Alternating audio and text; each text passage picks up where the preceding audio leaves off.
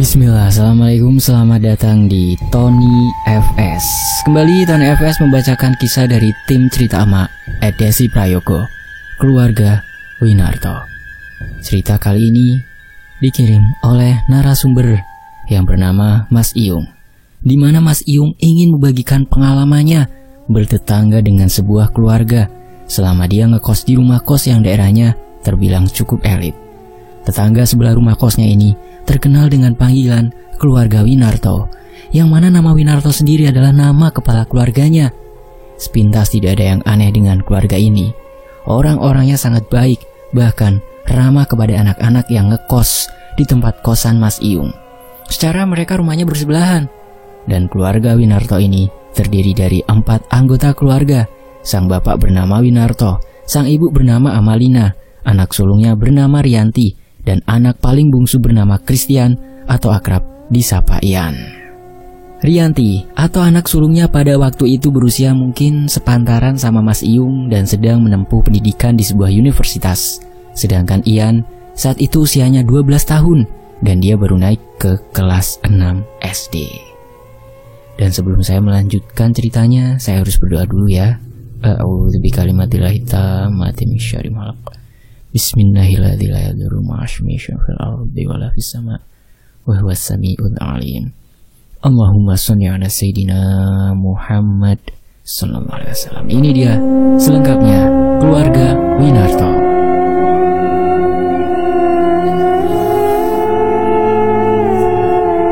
Pak Winarto ataupun Bu Lina, sapaan Bu Amalina, terkenal di lingkungan sekitarnya sebagai warga yang baik. Setiap hari Minggu selalu diadakan kerja bakti. Pak Winarto tidak pernah absen, dan Bu Lina selalu memberi suguhan jajanan yang enak-enak. Pokoknya tipe-tipe keluarga yang loyal banget, meskipun mereka dari kalangan berada. Kalau kata Bu Yayu, pemilik kosan tempat Mas Iyung, keluarga Pak Winarto ini termasuk warga baru di sini. Terhitung belum ada 2 tahun sebelum Mas Iyung ngekos di tempat itu. Dulunya rumah yang ditempati Pak Winarto itu adalah tanah lapang milik Pak Denis, yang tak lain adalah adik Bu Yayu. Tanah itu adalah tanah warisan. Sedangkan bagian Bu Yayu sudah dibangun kosan, tapi tanah milik Pak Denis dibiarkan terbengkalai. Awalnya mau dibangun rumah huni, tapi istri Pak Denis tidak setuju karena tanahnya itu terletak di tusuk sate. Rumah sunduk sate ya, dalam bahasa Jawanya ya. Udah pada tahu kan? Kita lanjut lagi. Atau yang belum tahu, saya kasih tahu ya. Menurut sumber Google nih, rumah tusuk sate adalah rumah yang posisinya berada tepat di tengah jalur pertigaan sebuah jalanan. Karena posisinya inilah, posisi rumah tusuk sate terlihat seperti memotong salah satu jalur pertigaan, sehingga sekilas seperti jalan buntu.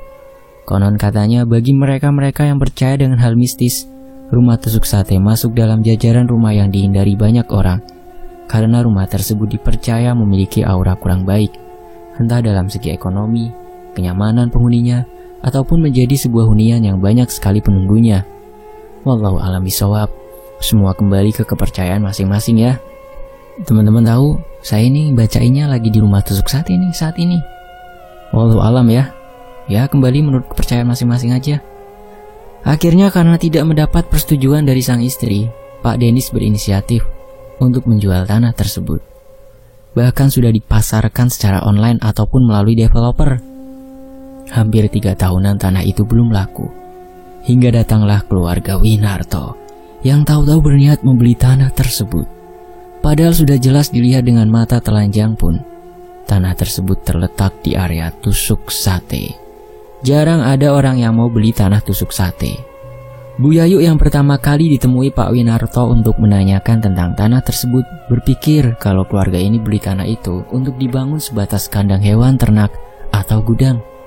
Ternyata Pak Winarto bilang kalau beliau hendak bangun rumah huni di tanah tersebut.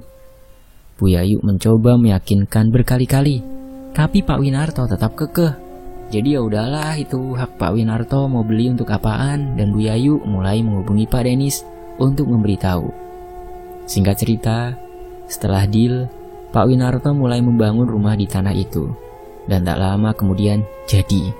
Semua surat-surat pun beres. Mulai tuh keluarga Winarto resmi menempati rumah tersebut, rumah tusuk sate. Biasanya nih ya, kalau ada orang menempati sebuah rumah baru, pasti kan diadakan syukuran ya, atau doa-doa tertentu. Hampir, jadi kalau ada sih yang di tempat daerah apa ya, kurang tahu. Itu yang hadir di dalam selamatan tersebut pada adzan semua tuh, semua menghadap pojok-pojokan dinding kalau selamatan rumah baru ya. Misalkan yang diundang ada berapa orang gitu, nah sebagian itu dimintai tolong untuk adzan di sudut-sudut rumah yang di bagian tertentunya ya. Nah, tapi di keluarga Pak Winarto sama sekali tidak ada hajatan seperti itu. Ya cuma sebatas kasih warga sekitar nasi dan kue yang ditaruh di dalam box. Udah gitu doang. Selamatannya menurut Pak Winarto seperti itu ya. Ya kita hargain aja. Kan kepercayaan masing-masing. Warga juga enggan cari tahu karena di lingkungan ini orang-orangnya lebih ke individual. Ya namanya di komplek elit ya. Barulah di pertengahan tahun 2010, Mas Iyung mulai ngekos di rumah Bu Yayu. Kosan Bu Yayu sendiri adalah kosan khusus cowok dengan 5 kamar. Semua kamarnya terletak di lantai 2, sedangkan di lantai 1 ditempati oleh Bu Yayu dan sang suami, juga anak semata wayangnya yang bernama Bagus.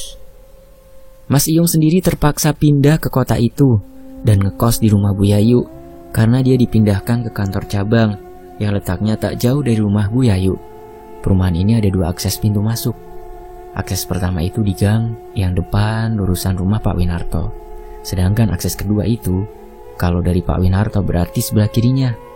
Bu Lina dan Rianti sering banget kasih jajan ke anak-anak kos tempat Mas Iyung. Bahkan Mas Iyung pernah ketiban makanan saat dia tidak memiliki uang untuk beli di warung. Seakan-akan momennya itu selalu pas gitu. Rianti sendiri juga bisa dibilang anak yang periang dan suka sekali mengumbar senyum ke Mas Iyung ataupun orang-orang di sekitar sana. Udah cantik, baik, pinter, dan sekolah di universitas bergengsi pula. Cowok mana yang gak mau sama dia, Mak? Celetuk Mas Iyung saat kita teleponan. Lah suatu hari dan bertepatan dengan liburan semester, keluarga Pak Winarto nampak berpamitan kepada warga sekitar. Katanya ingin pergi ke desa ibunya Bu Lina. Soalnya ibunya Bu Lina sedang sakit dan perlu perawatan khusus. Warga juga nggak memperhatikan secara seksama apa semuanya ikut pergi. Tapi warga berpikir di rumah Pak Winarto ini kan nggak ada pembantu. Meskipun rumahnya hedon, tapi apa-apa selalu diurus sendiri sama Pak Winarto ataupun Bu Lina. Kadang Rianti dan Ian juga terlihat bantu-bantu bersihin halaman rumah mereka. Jadi warga mikir, nggak mungkin kalau anak-anaknya ditinggal, pasti diajak semua. Secara kalau ditinggal, mereka yang jaga siapa? Kalaupun ditinggal dan Rianti sudah besar, mungkin bisa aja dia yang jaga adiknya. Tapi Rianti sendiri tipe-tipe anak yang enggak pernah kerja berat. Soalnya kulitannya mulus dan seperti orang-orang yang rutin perawatan. Pernah juga Mas Iyung melihat Rianti nyapu halaman rumah pakai sarung tangan saat memegang sapu. Artinya dia tidak mau tangannya tergores kena gagang sapu. Jadi nggak mungkin banget Pak Winarto dan Bu Lina meninggalkan anak-anaknya di rumah. Apalagi watak Rianti dan Ian itu bertolak belakang banget. Definisi bukan seperti saudara kandung.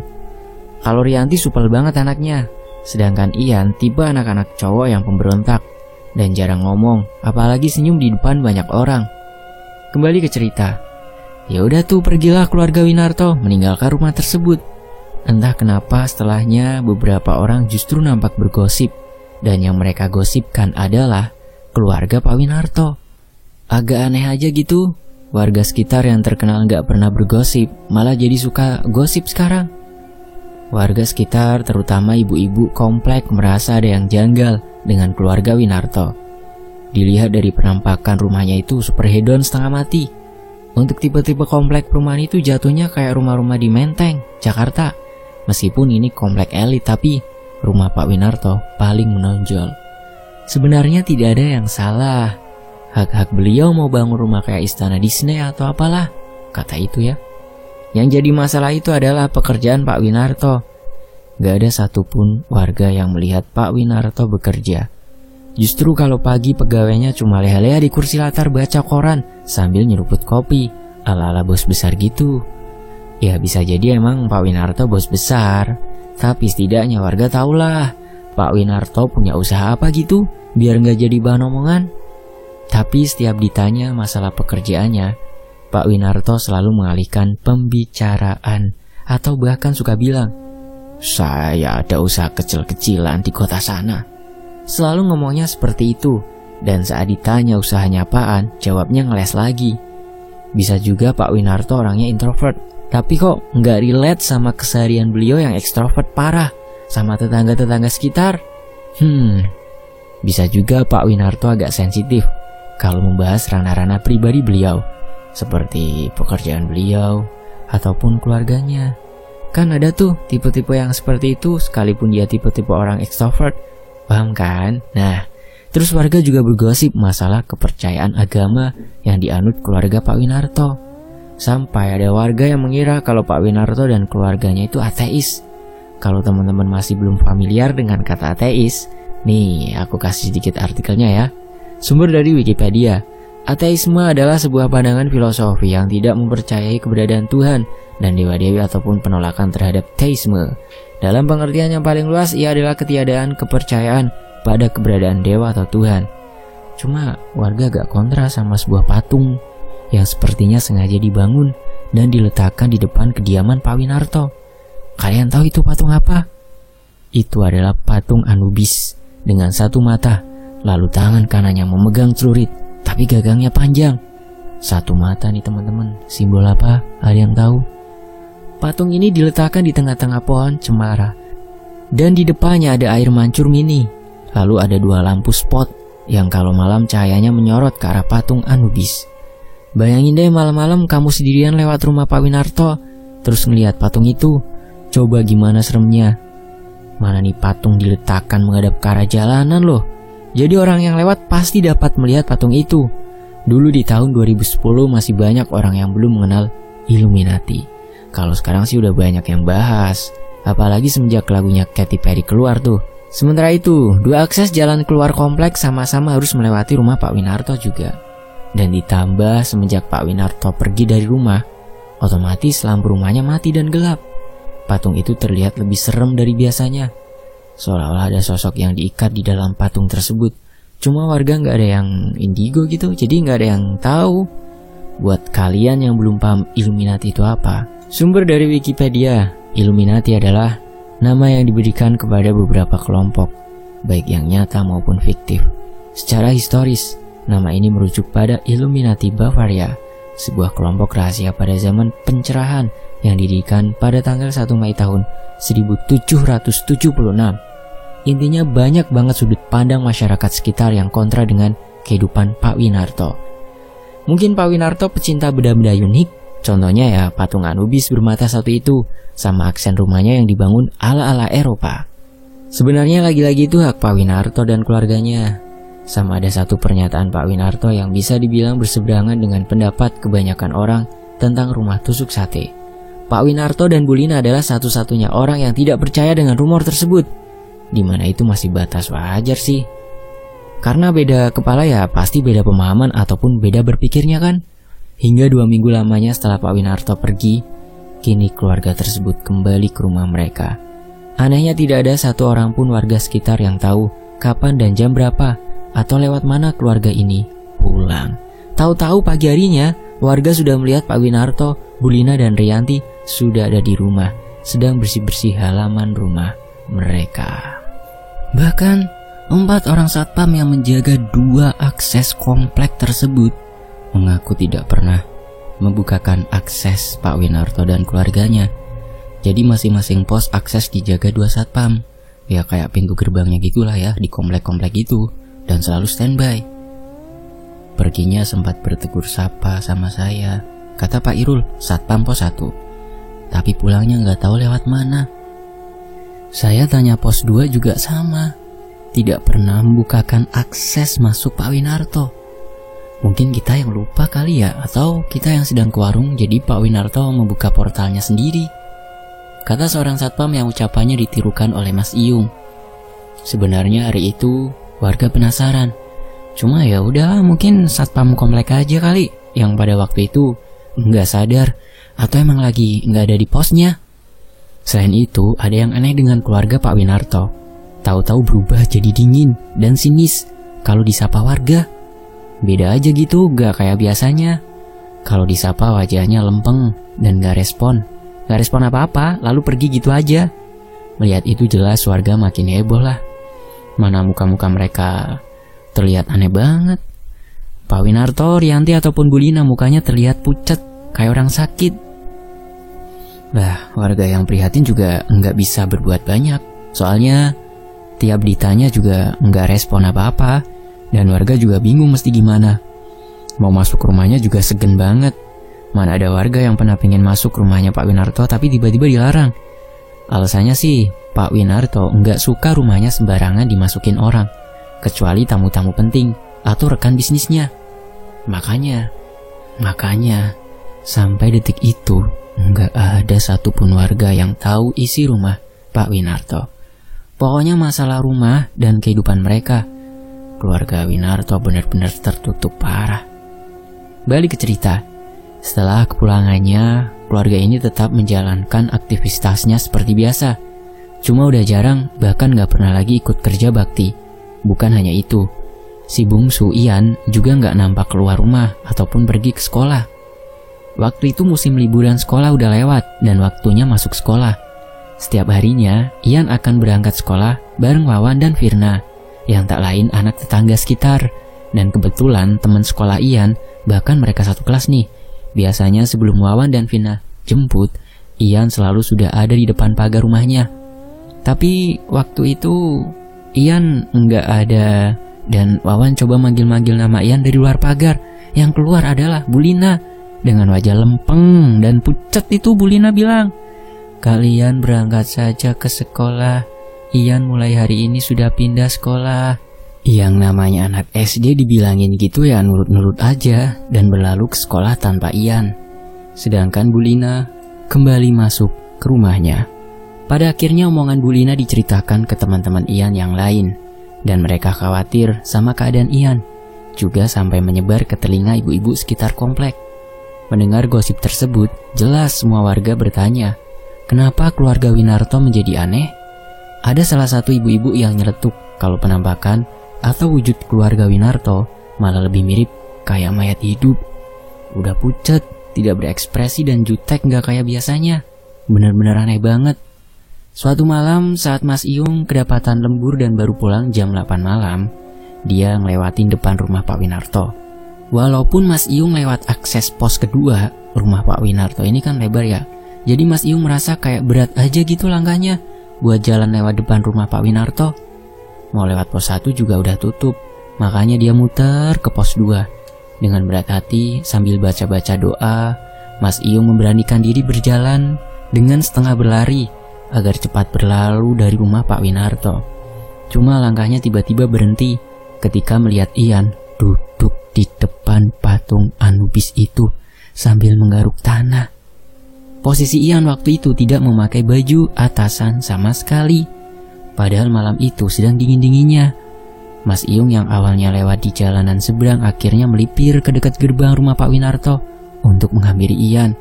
Dari balik pagar, Mas Iyung coba ajak Ian berbicara dan memberitahu kalau banyak orang yang khawatir sama dia. Belum selesai Mas Iyung ngomong, tahu-tahu Rianti yang gak ngerti datangnya lewat mana, tiba-tiba udah ada di hadapan Mas Iyung sambil berkata, "Udah kamu pergi sana, jangan ikut campur keluarga kami." Melihat ekspresi wajah Rianti yang seperti itu membuat bulu kuduk Mas Iyung merinding. Akhirnya Mas Iyung mengurungkan niatnya untuk bertanya ke Ian lebih jauh dan berlari masuk ke dalam kosnya tanpa tahu kelanjutannya seperti apa. Pas masuk di dalam kos ternyata ada Bu Yayu yang membukakan pintu kos. Bu Yayu yang melihat Mas Iyung datang sambil ngos-ngosan tanyalah, "Lu napa ada ngos-ngosan begitu? Kayak abis dikejar setan aja," sambil setengah bercanda. Tatapan Mas Iyung yang serius tiba-tiba membuat ekspresi Bu Yayu berubah dan buru-buru menyuruh Mas Iyung masuk ke dalam. Barulah ketika di dalam rumah, Mas Iyung menceritakan semuanya kepada Bu Yayu. Bu Yayu pun sama. Beliau juga nggak kalah merinding disco mendengar pernyataan Mas Iyung dan malam itu berlalu begitu saja. Keesokan harinya, pada saat sarapan. Jadi di kos ini setiap pagi selalu disediakan sarapan sama Bu Yayu ala kadarnya. Mas Iyung mendengarkan Bu Yayu bercerita, di mana Bu Yayu menceritakan ulang apa yang disampaikan sama Bu Novi. Bu Novi sendiri adalah warga sekitar yang bersaksi melihat keluarga Pak Winarto berkelakuan aneh di tengah malam. Bu Novi selalu memiliki kebiasaan terbangun di tengah malam untuk sholat tahajud. Biasanya, beliau bangun sekitar jam 12 sampai jam 1 dini hari. Pada hari itu Bu Novi terbangun pas di jam setengah 1 dini hari dan langsung memutuskan untuk sholat tahajud. Setelah wudhu, Bu Novi langsung menunaikan sholat di ruang tengah rumahnya. Selesai salam, Bu Novi samar-samar mendengar suara seorang anak laki-laki yang menurut beliau tidak asing saat mendengar suara itu. Kalian masih ingat dengan Wawan? Ya, teman sekolah Ian itu loh yang biasa nyamperin. Lah, malam itu Bu Novi mendengar suara Wawan memohon ampun berkali-kali sambil nangis. Bu Novi pikir Wawan sedang dimarahi sama Bu Sandra yang tak lain ibu kandungnya Wawan. Tapi kok aneh, masa ada orang tua yang marahin anaknya di jalanan tengah malam begini?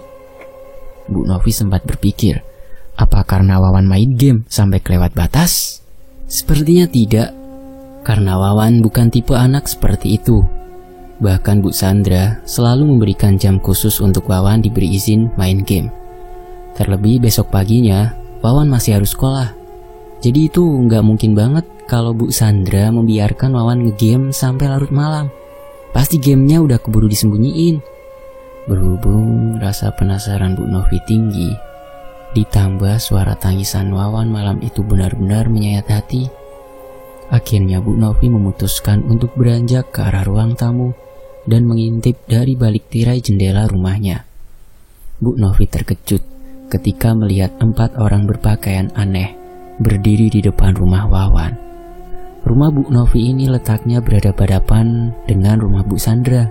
Jadi, Bu Novi bisa melihat jelas ke-4 orang berpakaian aneh ini. Semuanya sama-sama memakai semacam jubah, tapi warnanya berbeda. 3 orang memakai jubah berwarna hitam dan 1 orang berwarna merah darah. Cuma ada yang aneh dengan orang yang memakai jubah berwarna merah darah, karena perawakannya justru mirip seperti anak-anak seusianya Wawan. Bisa dibilang kemungkinan sosok yang berada di balik jubah berwarna merah itu masih anak-anak yang usianya tak jauh dari Wawan. Terus Bu Novi juga melihat Wawan yang berjalan sambil setengah diseret oleh 2 orang yang memakai jubah hitam. Mereka nampak berjalan menjauh dari rumah Wawan dan pagar rumah Wawan dibiarkan terbuka lebar begitu aja. Poin yang membuat Bu Novi terkejut bukan itu, melainkan Bu Novi melihat dengan mata kepalanya sendiri dan sangat jelas kalau 2 orang berjubah hitam yang memegangi tubuh Wawan itu adalah Bu Lina dan Rianti. Pertanyaannya, apakah sosok jubah hitam satunya lagi adalah Pak Winarto dan di balik jubah merah itu adalah Ian? Entahlah, Bu Novi tidak dapat memastikan, karena yang jelas hanyalah wajah Bu Lina dan Rianti. Bu Novi berinisiatif menghubungi Bu Sandra melalui telepon rumah dan ternyata diangkat sama Bu Sandra. Lalu Bu Novi meminta Bu Sandra untuk mengecek ke kamar Wawan, apakah Wawan masih ada di kamarnya atau tidak. Ternyata begitu dicek, Bu Sandra bilang kalau Wawan sedang tertidur pulas di kamarnya. Mendengar itu jelas kagetlah Bu Novi. Soalnya beliau melihat Wawan berjalan keluar rumah bersama rombongan berjubah tadi. Kenyataannya, Wawan masih tidur di kamarnya. Terus yang beliau lihat tadi siapa? Berhubung Bu Novi merasa sungkan karena sudah mengganggu waktu tidur Bu Sandra, akhirnya Bu Novi memilih mengakhiri telepon malam itu dan kembali tidur di samping suaminya. Malam itu beliau mencoba menghapus ingatan tentang apa yang tadi beliau lihat. Hanya saja, rasanya seperti susah sekali dilupakan. Soalnya seperti terlalu nyata. Tapi lama-kelamaan beliau tertidur juga. Dan pada saat beliau bangun, sang suami memberitahu kalau anak Bu Sandra yang tak lain adalah Wawan telah dinyatakan meninggal dunia di kamarnya dengan posisi tubuhnya yang kaku pucat membiru. Innalillahi, merinding saya bacainya teman-teman. Waduh. seolah semua darah dalam tubuhnya sudah diserap habis. Wujudnya persis seperti tengkorak yang dilapisi kulit. Astagfirullah. Rasanya seperti mimpi. Padahal belum lama Bu Sandra menyaksikan Wawan sedang tertidur di kamarnya. Nggak taunya, jarak beberapa jam kemudian, Wawan sudah meninggal dunia dengan cara yang bisa dibilang aneh. Wawan ini anak yang sehat dan sama sekali tidak memiliki keluhan penyakit apapun, tapi meninggal dengan kondisi seperti anak kekurangan gizi. Kan agak aneh ya. Bu Novi sendiri juga antara percaya nggak percaya sama berita tersebut, hingga beliau pastikan sendiri kalau Wawan memang benar-benar sudah meninggal dunia. Akankah yang dilihat Bu Novi semalam adalah sebuah pertanda? Tapi siapa juga yang percaya dengan pernyataannya? Akhirnya Bu Novi iseng-iseng cerita ke Bu Yayu dan beberapa ibu-ibu yang sering nongkrong di warung Bu Tun. Warung Bu Tun adalah satu-satunya warung yang ada di tengah perumahan tersebut dan menjual aneka bumbu-bumbu dapur dan jajanan. Biasanya kalau pagi dan sore jadi tongkrongan ibu-ibu sekitar. Sekali mendengar saja para ibu-ibu jadi percaya dan mulai antusias. Ditambah keluarga Winarto tak kunjung melayat ke rumah Bu Sandra. Padahal biasanya keluarga itu kalau ada keluarga-keluarga lain yang sedang berduka, pasti keluarga Pak Winarto menjadi orang pertama yang hadir membantu. Hari itu keluarga Winarto bersikap sedikit berbeda dari biasanya dan menimbulkan kecurigaan untuk sebagian orang. Yang paling disayangkan, kematian Wawan tidak diproses secara hukum dan dianggap memang sudah waktunya saja. Jelas-jelas ada yang janggal, terutama ada bekas gigitan di pergelangan tangan kiri Wawan yang letaknya di daerah nadi. Konyolnya hal tersebut dianggap suatu kewajaran tentang kenakalan seorang anak. Mungkin Wawan habis main apa sampai tangannya terluka gitu. Meski itu sudah jelas seperti bentuk gigitan, akhirnya jenazah Wawan pun dimakamkan hari itu juga. Yang membuat heboh adalah 3 hari setelah kepergian Wawan, Bu Sandra dan sang suami tahu-tahu mendapat paket yang isinya uang 20 juta rupiah dalam pecahan 50 ribuan dan 100 ribu. Uang-uang tersebut diletakkan di dalam kardus mie instan dan tidak ditulis nama pengirimnya. Tukang yang mengirimkan paket tersebut pun bukan dari pihak kantor pos atau jasa kirim lainnya, melainkan seorang laki-laki memakai setelan baju safari dan memakai topi serta masker yang semuanya berwarna hitam. Habis nganter dan paketnya diletakkan di depan rumah terus langsung pergi gitu aja. Bu Sandra baru tahu pun setelah mengecek CCTV yang ada di dekat pagar rumahnya. Berselang 1 minggu setelahnya, ada satu berita yang tak kalah menggemparkan di lingkungan sekitar. Kali ini terjadi di keluarga Bu Maya.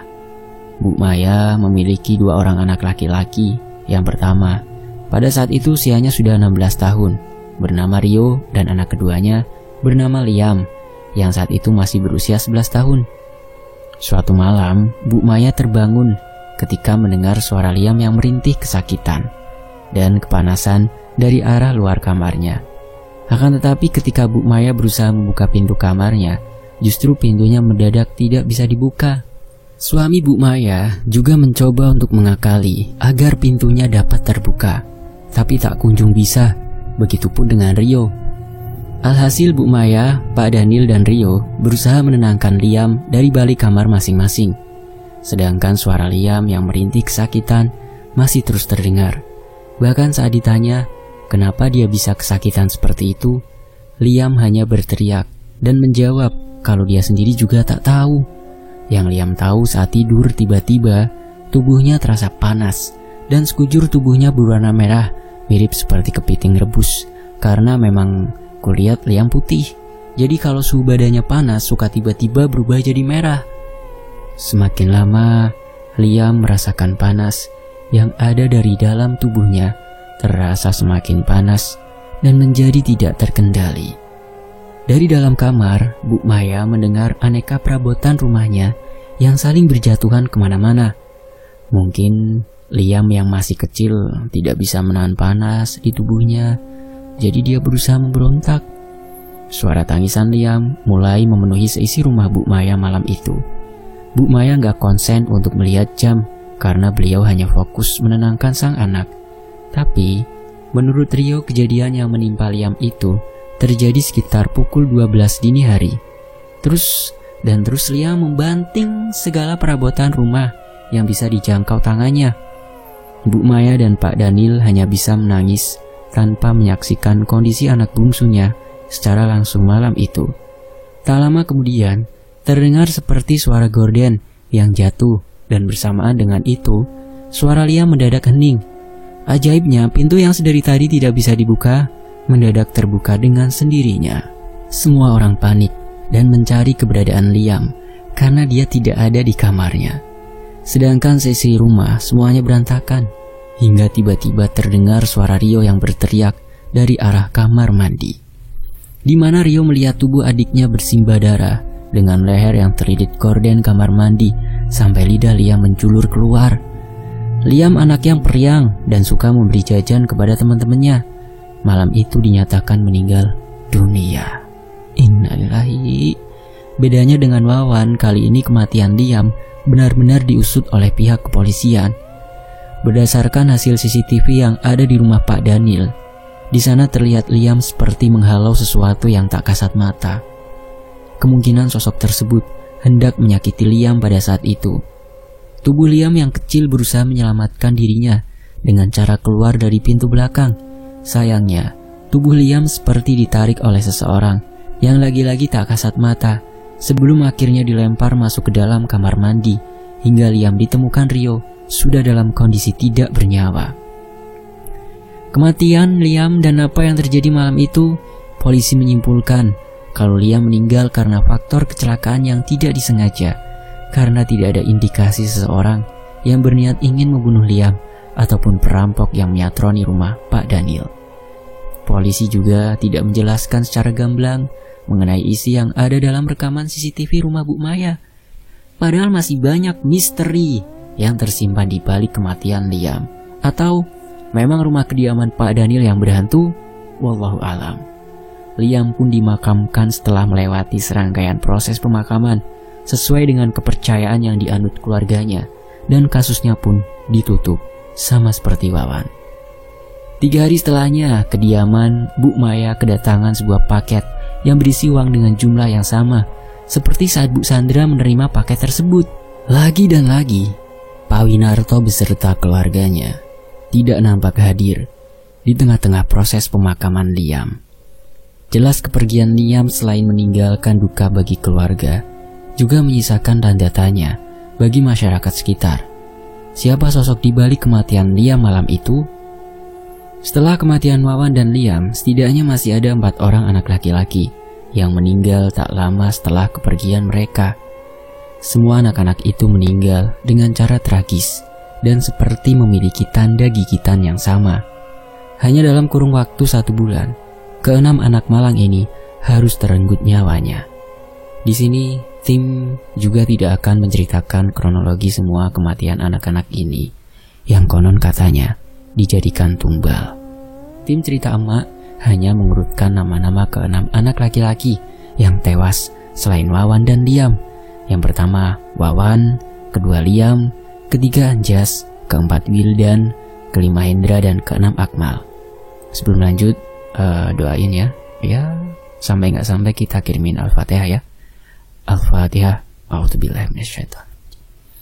Bismillahirrahmanirrahim. Alhamdulillahirabbil alamin arrahmanir rahim maliki yaumiddin.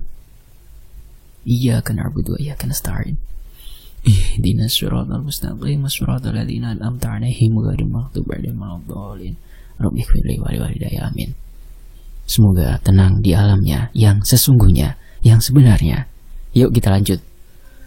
Untuk Anjas, Wildan, dan Hendra kita skip. Akan tetapi untuk Akmal, mari kita bahas. Sebelum masuk ke cerita Akmal, aku sepertinya melupakan sesuatu. Setiap keluarga yang anak-anaknya meninggal dunia pasti akan mendapatkan paket yang berisi uang 20 juta. Paket itu selalu diantar oleh seorang pria misterius yang sampai detik ini belum berhasil terungkap identitasnya. Kenapa tim memilih membahas Akmal karena cerita Akmal ini paling tragis dari yang lainnya. Akmal adalah seorang anak remaja berusia 13 tahun yang hidup di jalanan bersama kakeknya. Setiap pagi sampai sore, Akmal dan kakeknya akan berkeliling dari satu gang ke gang yang lain guna mencari botol bekas. Nantinya, botol-botol tersebut akan dijual kembali ke pengepul. Kalau sore sampai malam, Akmal dan sang kakek akan singgah di sebuah emperan toko yang sudah tutup. Mereka berdua tidak memiliki tempat tinggal. Jika sudah malam hari, Akmal dan kakeknya akan tidur di emperan toko optik yang lokasinya persis di seberang pos kedua perumahan tempat Mas Iyung ngekos. Semua orang yang tinggal di situ tidak mungkin kalau tidak mengenal Akmal dan kakeknya. Kadang, kalau masuk musim penghujan, ada beberapa warga yang mengizinkan Akmal dan kakeknya untuk memakai halaman depan rumah mereka sebagai tempat tidur Akmal juga sang kakek. Ada juga beberapa warga yang memberikan sarapan untuk mereka berdua. Suatu malam, kemalangan menimpa mereka karena sang kakek ketika tidak sengaja terbangun di tengah malam mendapati cucunya yang tak lain adalah Akmal sudah tidak ada lagi di sampingnya. Akan tetapi, di sebelah sang kakek sudah tergeletak sebuah kardus bekas mie instan dan saat dibuka ternyata isinya adalah uang gepokan Rp50.000. Bisa teman-teman tebak jumlahnya berapa? Ya benar, masih 20 juta. Sang kakek langsung bangkit dari posisinya dan menyeberang ke arah pos satpam sambil menenteng uang yang ada di kardus. Kakek itu menceritakan semuanya kepada satpam yang ada di pos 2 dengan bercucuran air mata. Dua satpam ini yang awalnya tertidur pulas, tahu-tahu terbangun dan kaget mendengar penjelasan kakeknya Akmal. Salah satu satpam yang bernama Mas Mardi mencoba menghubungi RT di kompleks tempat. Masalahnya, pola yang terjadi pada Akmal sama dengan kasus yang sedang terjadi di komplek tersebut. Sambil menunggu pihak RT setempat datang, Mas Mardi dan Mas Oki menyuruh sang kakek untuk tenang dengan diberi sebotol air mineral kemasan. Tak berselang lama, Pak RT dan beberapa warga sekitar datang menghampiri pos 2. Mereka semua merasa percaya nggak percaya dengan apa yang dialami oleh kakek malang ini. Semuanya berinisiatif untuk pergi ke kantor polisi dengan membawa bukti dan juga kakeknya Akmal ikut serta.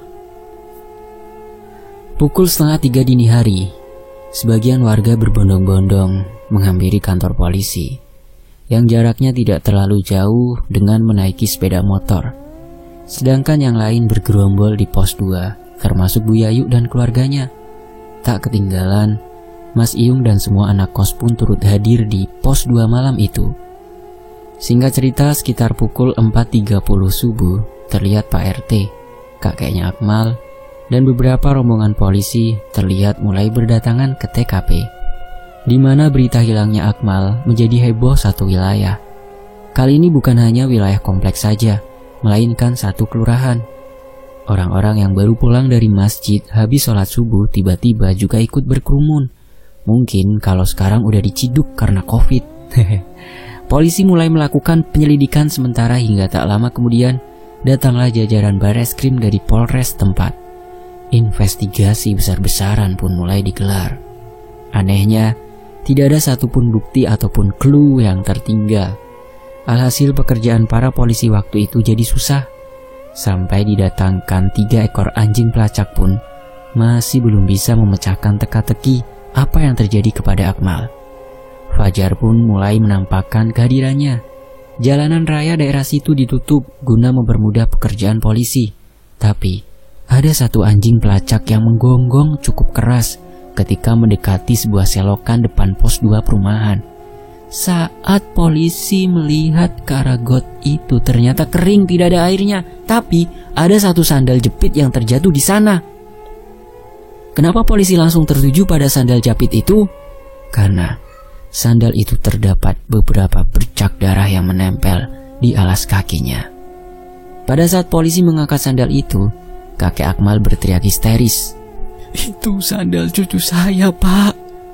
Polisi yang mendengar itu kaget dan berusaha mendekatkan sandal tersebut ke kakeknya Akmal supaya beliau dapat memastikan dengan jelas Benar Pak, ini sandal milik cucu saya. Saya tidak akan lupa dengan sandal ini, karena saya yang membelikan sandal ini pas di hari ulang tahunnya. Dia minta sendiri untuk dibelikan sandal ini, karena sandal lamanya sudah berlubang, jadi tidak bisa dipakai lagi, ucap kakek Akmal dengan berlinang air mata. Bisa saja itu sandal milik orang lain yang modelnya sama dan kebetulan terjatuh di dekat sana. Tapi di sandal itu terdapat nama Akmal yang tertulis di bagian tali sandal jepitnya dengan menggunakan spidol berwarna hitam. Di sekitar wilayah situ juga tidak ada yang bernama Akmal selain cucu kakek ini. Akhirnya sandal tersebut diamankan sebagai bukti sebelum akhirnya ditaruh ke laborat untuk diperiksa.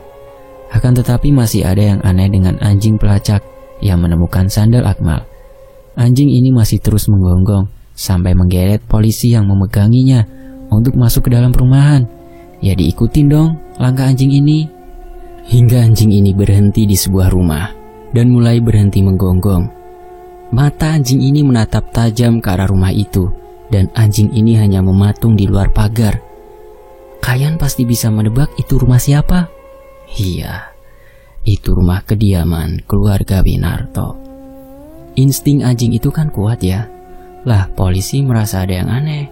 Kalau anjingnya kalau udah begini, kata polisi yang memegangi anjing itu melihat bahwa anjingnya justru kelihatan ketakutan sambil menatap rumah itu. Akhirnya, polisi mencari tahu pemilik rumah tersebut dan ada beberapa polisi yang mencoba memanggil dari arah luar pagar. Sepertinya tidak mendapat respon apa-apa dari keluarga Pak Winarto.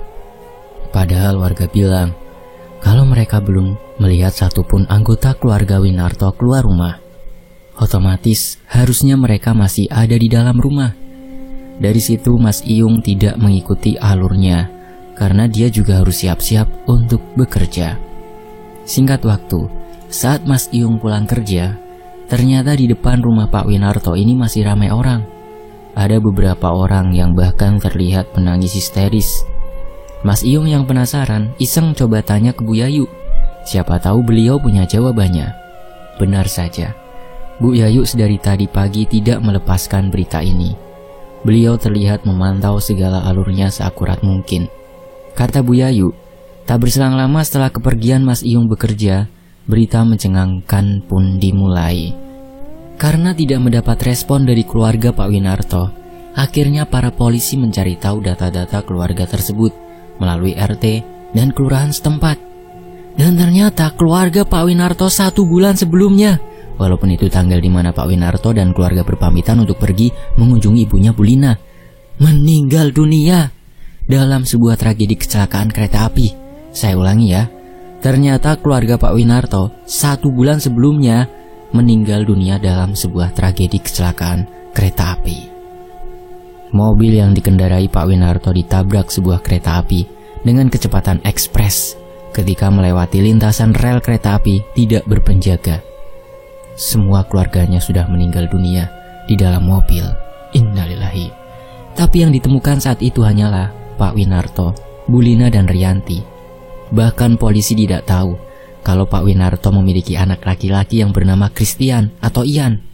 Karena di data kakak yang diberikan oleh pihak keluarga saat dikonfirmasi oleh kepolisian yang mengabarkan jika Pak Winarto dan keluarganya meninggal karena kecelakaan, membawa sebuah dokumen kakak yang tertulis kalau anak Pak Winarto dan Bulina hanyalah Rianti.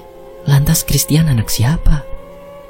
Polisi berkali-kali mencoba mencocokkan data yang ada pada mereka dengan data yang dipegang kelurahan setempat. Semuanya sama, hanya di bagian Christian yang beda. Bahkan data kakak yang diberikan oleh pihak keluarga waktu itu baru saja dibuat ketika Pak Winarto dan keluarganya memutuskan untuk pindah ke kota ini. Polisi juga mendengar kesaksian semua warga yang menyaksikan sambil bersumpah kalau 2 minggu setelah kepergian Pak Winarto waktu itu, mereka semua sudah kembali ke rumah itu tanpa luka apapun. Semua orang bersaksi kalau Pak Winarto dan keluarganya masih hidup. Memang kepribadian mereka jadi berubah, tapi mereka benar-benar seperti masih hidup. Pihak polisi pun juga tak kalah berusaha meyakinkan kalau data yang mereka pegang benar-benar akurat. Sampai-sampai polisi menghubungi pihak keluarga Pak Winarto maupun pihak keluarga Bulina untuk datang ke perumahan tersebut guna menjadi bukti otentik tentang meninggalnya keluarga Winarto. Benar saja, kedua belah pihak keluarga tersebut datang di sore hari, di mana masing-masing keluarga benar-benar bersaksi kalau Pak Winarto, Bulina, dan Rianti sudah meninggal dunia 1 bulan yang lalu. Mereka semua juga bersaksi kalau Rianti adalah anak sematawayang Pak Winarto dan Bulina. Bahkan tidak ada satupun keluarga yang tahu kalau Pak Winarto beserta keluarga kecilnya membeli rumah di wilayah itu. Apalagi membahas anak laki-laki yang bernama Christian. Jangankan Mas Iyung, semua warga yang mendengarkan hal itu rasanya seperti disambar petir di siang bolong. Merasa ada yang janggal, akhirnya pihak kepolisian setempat meminta izin kepada kedua belah pihak keluarga untuk melakukan penggeledahan ke dalam rumah mewah milik keluarga Winarto. Setelah mendapat izin, polisi mulai masuk ke dalam. Selain polisi, beberapa pihak aparat setempat juga turut masuk, termasuk suami Bu Yayu, karena beliau ketua RW setempat. Semua orang yang masuk bersaksi. Mereka melihat sebuah tubuh anak laki-laki yang ditemukan sudah membusuk di atas sebuah meja semacam altar. Beberapa orang termasuk suami Bu Yayu masih dapat mengenali identitas anak laki-laki itu, karena anak itu adalah Christian. Perut Christian ditusuk dengan sebuah pisau yang bentukannya aneh. Lalu tubuhnya diletakkan di atas meja seperti altar pemujaan, dan meja itu diberi alas sebuah kain yang bergambarkan pentagram serta ada simbol kepala kambing di tengahnya. Buat teman-teman yang belum mengerti apa itu pentagram, seperti biasa ya, tim emak sertakan sedikit artikel penjelasannya, dan selebihnya teman-teman bisa search sendiri di Google.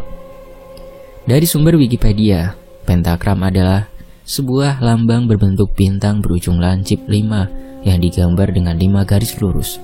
Kata pentagram sendiri berasal dari bahasa Yunani, bentuk kata kerja dari atau, dan sebuah kata yang mempunyai makna bergaris 5 atau 5 garis. Jika mengamati dari bentukan jasad anak ini, polisi memperkirakan anak ini telah dibunuh sebelum keluarga Winarto memutuskan untuk meninggalkan rumah pada waktu itu. Lalu jasad anak ini dibiarkan membusuk dengan sendiri di rumah sebesar itu. Polisi bertanya, kenapa warga sekitar membiarkan orang aneh hidup di tengah-tengah mereka? Warga juga tidak ada yang mengira kalau keluarga Winarto se-freak ini, karena sehari-harinya mereka terkenal orang yang baik dan senang berbagi. Tidak ada vibes negatif yang menggambarkan keluarga Winarto di mata masyarakat sekitar. Wajar kalau warga tidak berspekulasi aneh-aneh. Dari sini akhirnya polisi menyimpulkan ada kegiatan aneh yang dilakukan oleh keluarga Winarto, dan polisi memiliki prediksi juga kemungkinan kematian anak-anak. Di wilayah ini ada campur tangannya dengan apa yang dilakukan oleh keluarga Winarto. Masalahnya, siapa yang melakukan ini semua? Siapa-siapa saja yang dibalik sosok keluarga Winarto? Tidak mungkin kalau pembunuhan tersebut dilakukan oleh keluarga Winarto, karena insiden ini terjadi sesudah kematian keluarga Winarto. Masa iya orang yang sudah meninggal bisa melakukan pembunuhan? Mungkinkah arwah keluarga Winarto yang terikat oleh sekte ini berusaha menuntaskan sumpah perjanjiannya dengan iblis yang mereka sembah? Semuanya masih menjadi misteri sampai detik ini. Dan polisi percaya kalau keluarga Winarto masuk ke dalam jajaran orang-orang yang menganut sekte sesat dan menyebabkan hilangnya nyawa seseorang. Tapi polisi lebih tertarik dengan orang-orang yang belum terpecahkan. Konon orang-orang inilah yang membantu segala sesuatunya menjadi mudah dan tidak terdeteksi oleh pihak kepolisian. Soalnya selama ini setiap menyelidiki kasus anak-anak setempat yang meninggal dengan cara misterius, selalu menemukan jalan buntu. Clue-nya bahkan tidak ada. Baru ada juga saat hilangnya Akmal. Itu pun belum terpecahkan sampai detik ini. Siapa pelaku di balik penculikan Akmal? Akhirnya kakek Akmal dibawa ke dinas sosial agar bisa tinggal di sana dan tidak tidur di jalanan lagi. Sedangkan jasad Christian langsung dibawa ke rumah sakit untuk diotopsi lebih lanjut guna mencari tahu identitas aslinya. Mind blowingnya adalah data Christian tidak pernah tercatat resmi oleh negara. seakan-akan Christian tidak pernah terlahir di dunia. Wow, shock yang aku maupun tim terima saat proses penggarapan cerita ini. Rumah bekas kediaman Pak Winarto sempat dibiarkan kosong dan tidak berpenghuni sama sekali, sebelum akhirnya di tahun 2016 kemarin dihancurkan oleh pihak pemerintah kota setempat guna mencegah kejadian-kejadian yang tidak diinginkan. Soalnya, setelah rumah itu dikosongkan, pernah ada beberapa orang yang nekat masuk hingga akhirnya mengalami kesurupan. Banyak banget orang iseng masuk ke situ tanpa izin, tahu-tahu kesurupan. Bahkan ada yang hampir melukai temannya sendiri pas dia kesurupan. Kadang warga juga samar-samar dengar banyak sekali suara anak laki-laki yang menangis dari dalam rumah itu. Meskipun rumah keluarga Winarto sudah berhasil dirobohkan, tapi tidak dengan patung Anubis yang super menyeramkan itu. Alat berat seperti tidak berhasil merobohkan patung tersebut. Patung yang mungkin menjadi saksi bisu dari peristiwa yang pernah terjadi. Walau rumah itu telah dirobohkan dan meninggalkan beberapa puing-puingnya, warga masih kerap dilihatin penampakan sosok anak laki-laki yang wajahnya mirip sekali sama Christian sedang menangis di tengah-tengah puing rumah tersebut. Dulu di akhir tahun 2010, pernah ada seorang investigator yang mencoba mengungkap misteri di balik rumah persembahan itu. Itu julukannya dibuat warga setempat untuk mengenang tragedi yang pernah terjadi di dalam rumah mewah tersebut. Ketika investigator itu baru beberapa minggu bolak-balik menyelidiki rumah tersebut, tahu-tahu beliau dinyatakan meninggal dunia.